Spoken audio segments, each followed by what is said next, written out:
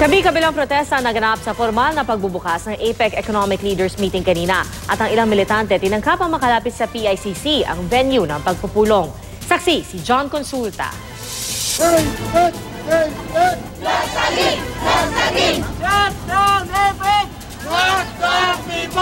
Bit-bit ng mga streamer at banner, nagmarcha na sa 1,000 militante patungo sa ng PICC na pinagdarausan ng APEC Economic Leaders Meeting.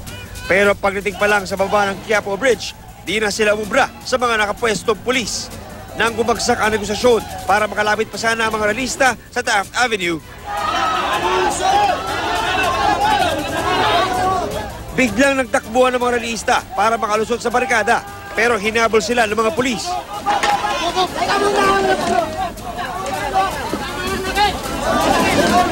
Nagkatulakan at balyahan.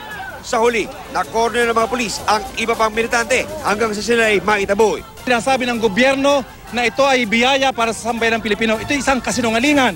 Hindi ito totoo. Ang 19 na taon ng pag-iral ng APEC sa Pilipinas, ang resulta kontraktualisasyon sa mga manggagawa, pagkaubos ng serbisyo ng gobyerno na ibinigay nila sa pribado, at pagkawala ng hanap buhay ng marami nating mga kababayan.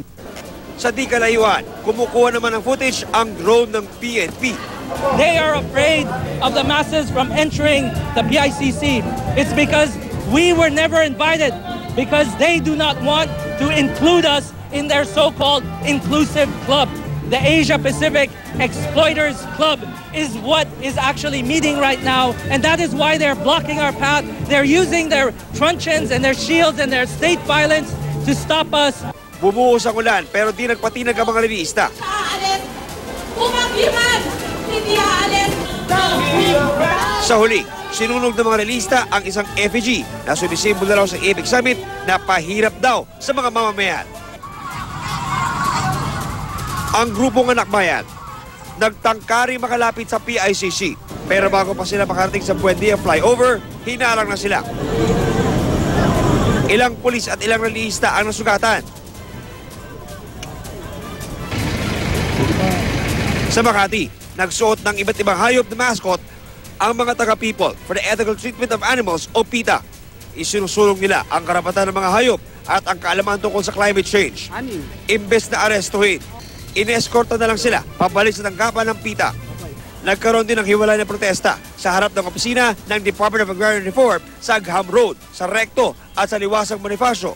Ayon sa PNP, kinilala naman nila ang karapatan ng mga militante na makapag-rally. Pero may panawagan sila.